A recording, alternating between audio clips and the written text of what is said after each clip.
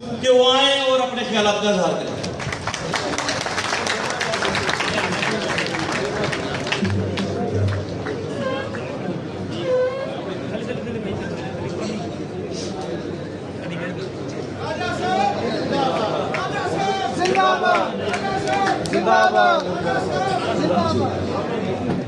السلام علیکم ورحمۃ اللہ وبرکاتہ.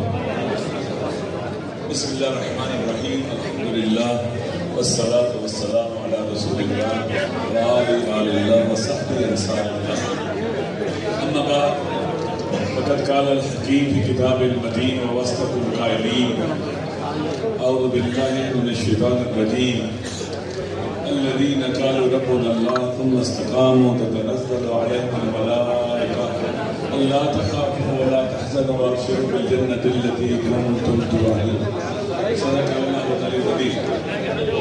اگر آپ تھوڑا سا خاموش ہو گئے تو میں بہت جلد توجہ. دیکھیے ہم یہاں پر آپ کی خدمت میں آئے ہیں اور اللہ نے توفیق بخشی سوسائٹی کے سب سے پڑھے لکھے باشعور بابصیرت اور آگاہ طبقہ یعنی وکلاء کی محفل میں آنے کا موقع. تحریک تحفظ آئین پاکستان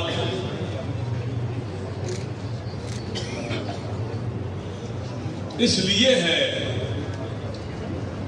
کہ پاکستان کے اندر جو گزشتہ کئی دہائیوں سے لاقانونیت رہی، آئین کے ساتھ کھلواڑ کھیلا گیا اور اس وطن کو پاک وطن کو تباہ و برباد کیا گیا.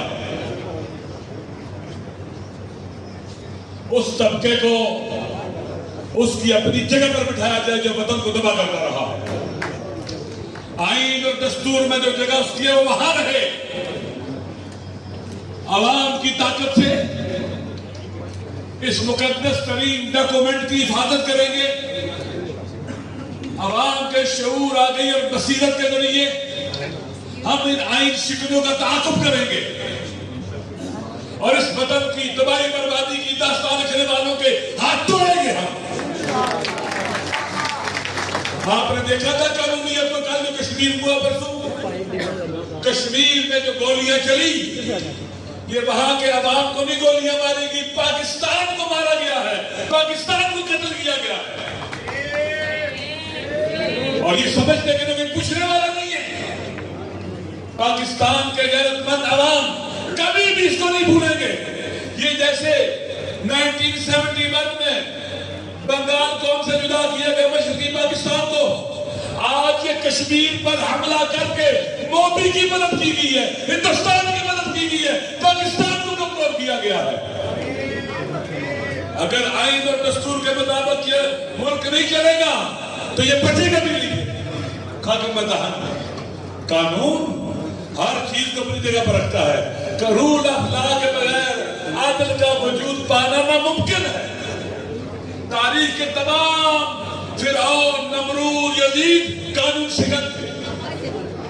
وہ انسانوں کے بنیادی حقوق کو پامال کرتے تھے، وہ زندہ رہنے کا حق چھینتے تھے. لہذا آج ہمیں اس وطن میں الحمدللہ جب سے یہ رجیم چینج کا مسئلہ شروع ہوا ہے پاکستان کے عوام اکٹھے ہوتے گئے. ہم نے بہت سی رکاوٹوں کو عبور کر لیا ہے. نفرتوں کی رکاوٹوں کو ہمیں لڑایا جاتا تھا بلوچ، پشتون، پنجابی، سندھی، بہادر کے نام پر. الحمدللہ آج بلوچ، پنجابی، سندھی، بہادر، پشتون ہم سب اکٹھے ہیں. ایک پنجتن اکٹھے ہیں، وطن کی خاطر اکٹھے ہیں.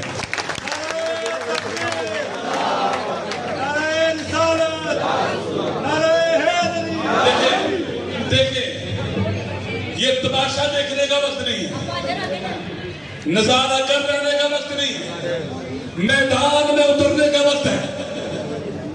ہمارا مد مقابل بہت بزدل ہے کیونکہ ظالم ہمیشہ بزدل ہوتا ہے. دلیر، شجاع، بہادر کبھی بزدل نہیں، کبھی ظالم نہیں ہوتا. لہذا ان بزدلوں کے سامنے ہم سر جھکائیں گے اور ہماری قیمتوں پر سوار ہوں گے. بے حیاؤں کے سامنے سر جھکائیں گے اور بے حیا ہوں گے، جن کی آنکھوں میں حیا نہیں،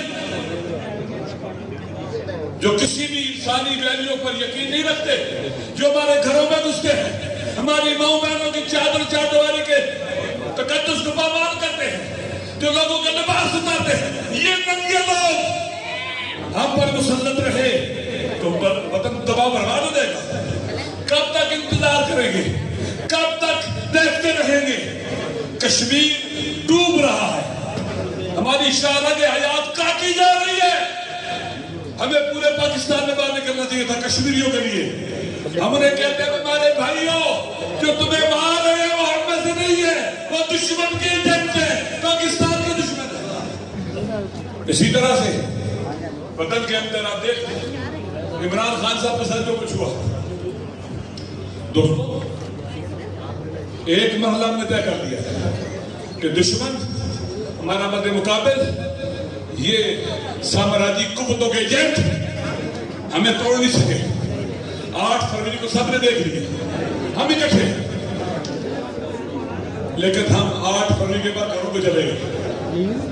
45 کے بعد اگر ہم گھروں کو نہ جاتے، ہم وہیں رہتے، ایک دوسرے کی جرم نہ ہوتی، 47 جائے کر کے جھوٹی حکومت لے کے اپنے پر مسلط کرتے۔ پاکستان پر آئین کے مطابق پاکستان کے الیکٹڈ نمائندوں کا حق ہے۔ ایک بات سن لو، آخری بات دیکھیں، میں اہل تشیع دینی طالب علم، عام طور پر ہمارے علماء اس طرح کے محفل میں نہیں آتے، وہ اپنے دو نشان سمجھتے ہیں۔ میں نے عمران خان کو حق پر پایا، سچ پر پایا، اس لیے گھر سے نکلا ہوں۔ شجاع، بہادر، اللہ پر ایمان رکھنے والا اور اس کی ذات پر توقع رکھنے والا پایا ہے۔ میں نے عمران خان کو پاور پولیٹکس کرنے والا نہیں پایا۔ پاور پولیٹکس یعنی اقتدار کی خاطر جدوجہد کرنے کا نام، یہ فرعونی سیاست ہے، یہ نمرودی سیاست ہے، یزیدی سیاست ہے۔ خان پاور پولیٹکس نہیں کر رہا۔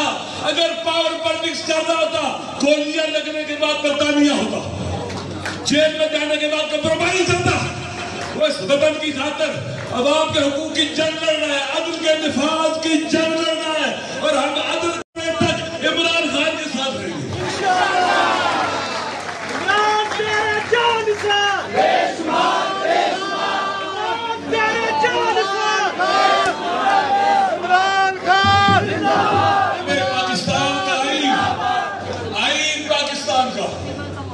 قانون کی حکمرانی اور پاپولر پولیٹیکل لیڈرشپ ایک قوم بنا سکتی ہے۔